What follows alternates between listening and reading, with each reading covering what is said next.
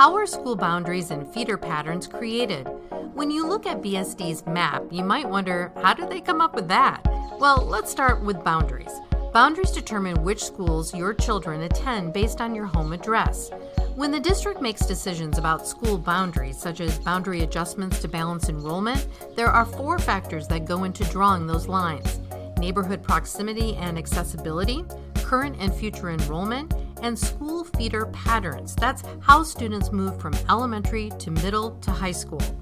The district also considers student body composition, demographics like ethnicity, race, language, and socioeconomic differences.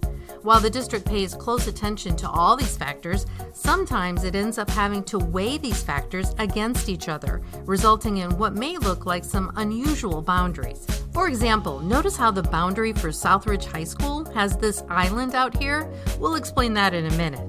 Boundaries are adjusted as needed, like when a new school opens or school capacity issues arise. 6 adjustments in different parts of the district have been made in the last 10 years. When big adjustments are needed, meaning 3 or more schools are impacted, community advisory committees have been formed made up of people like you who live in the impacted boundaries. The committee has made recommendations to the superintendent, who then makes recommendations to the school board. It's the board that makes any final decisions on whether to approve boundary adjustments.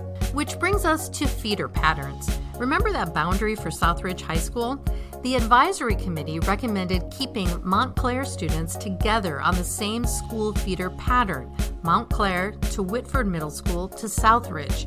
They weighed that priority against transportation impacts and the resulting boundary island.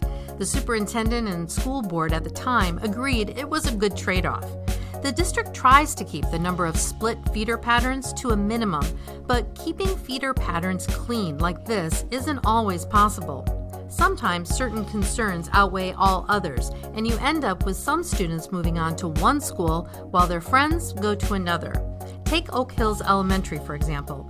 Rather than keeping students together, some parents told the district back in 2020, when Tumwater Middle School was about to open, that they wanted to keep their historic feeder pattern, which meant Oak Hills students who live west of Bethany Boulevard going to 5 Oaks Middle School and Westview High School, while Oak Hills students who live east of Bethany Boulevard were moved to Tumwater and Sunset. As you can see, the process is not straightforward. There are a lot of nuances and competing interests in any boundary or feeder adjustment. So, how important is it to you to keep students together with clean feeder patterns from elementary to middle to high school? We want to hear from you on this topic, so please feel free to leave us a comment on the Engage BSD website.